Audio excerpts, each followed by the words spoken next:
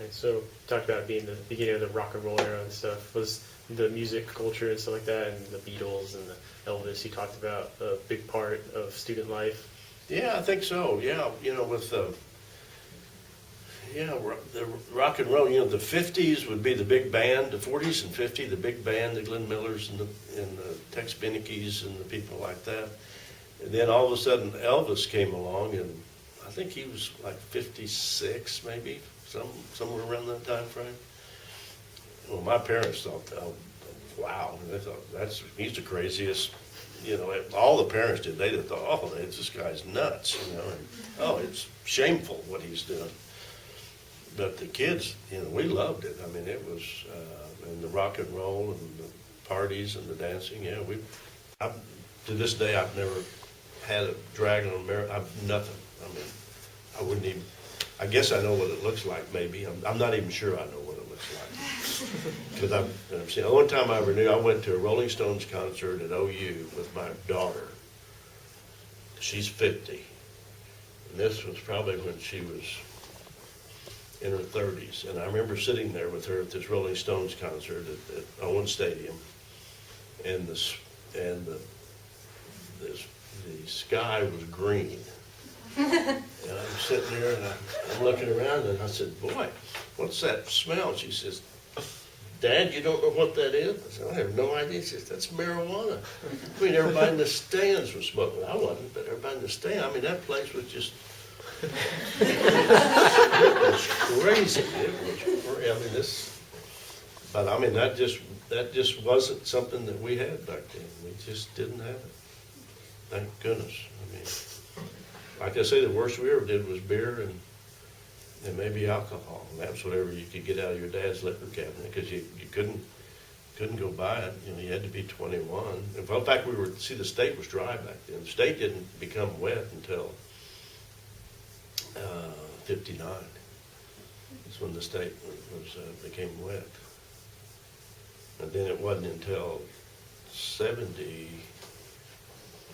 I think it was, that you could, it was in the 70s, because I remember I was out of school and entertaining people with their business. You couldn't buy a mixed drink in the state. It was against the law. This is probably one of the last states to approve liquor by the drink, or liquor law.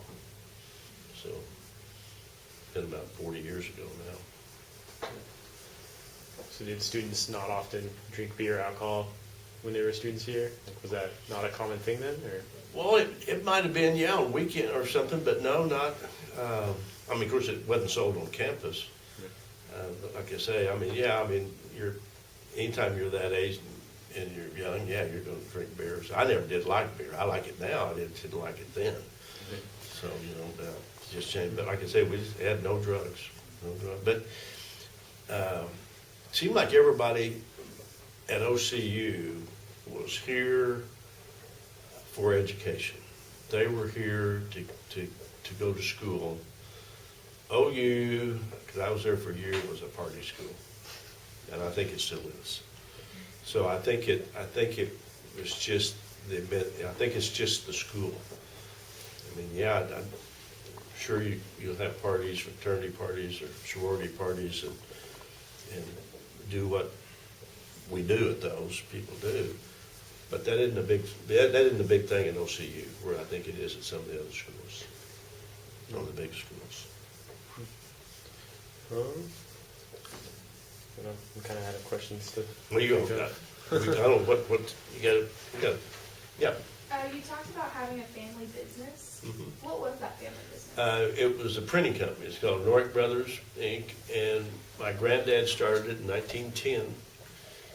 And in it was just like you would think way back then, printing handbills and little business cards and stationery, and it was, he was on California Street, which is now called Reno, downtown.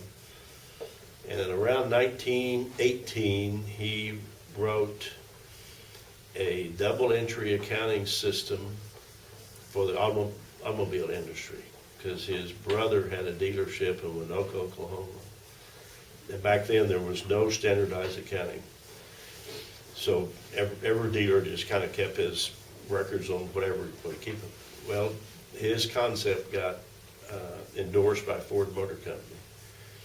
And that's really started our business. So we ended up developing accounting systems for all the automobile industry. And we did them for General Motors, Ford, Chrysler, all European cars. We did all of the rental system, printed the forms that dealers would use, standardized accounting forms. We didn't do the new car brochures, but anything that it had to do with the business end of a dealership, we printed.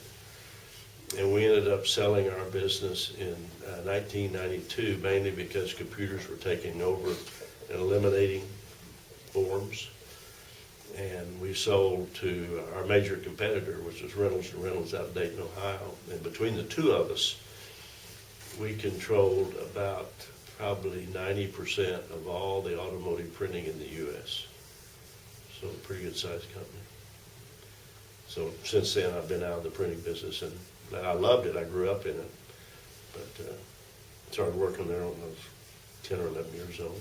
You know, if you call working at 10 or 11, little office boy. But I worked all through high school and all through college there, and after school also, after I got out.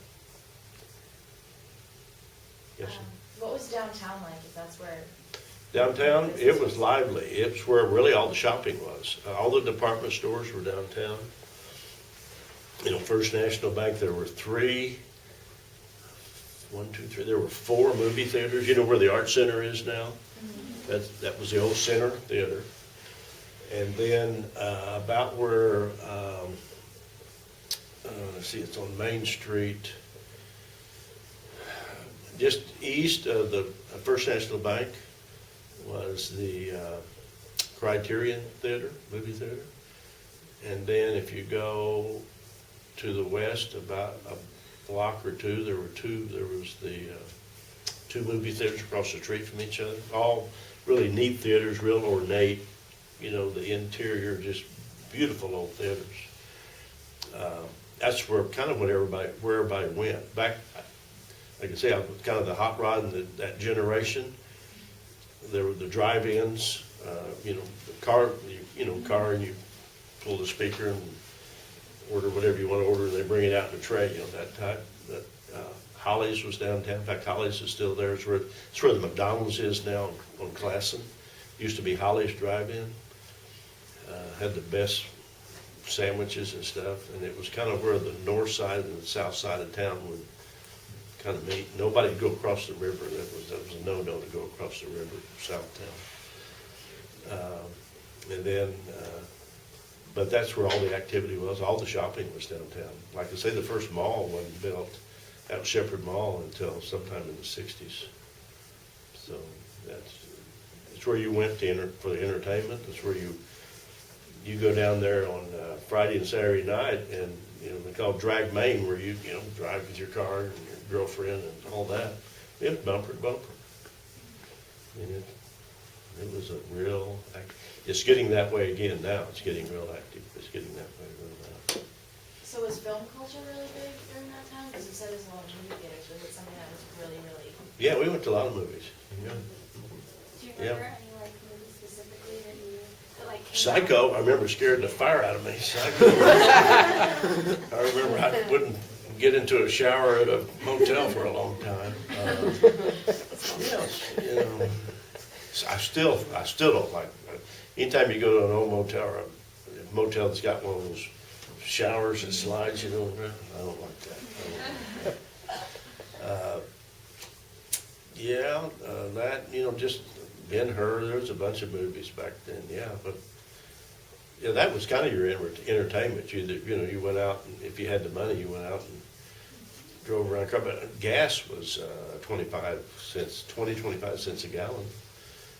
I used to, especially in high school, I had a pretty cool car, and so we'd all pile in my car, and everybody chip in 50 cents or 25 cents and buy fuel. So that's what you did back then. Whoever was the driver, everybody else would chip in. you know, to buy fuel for the night, and you go play around. My parents never had any curfew with me, but I never was bad either, so. But, you know, we'd stay out late.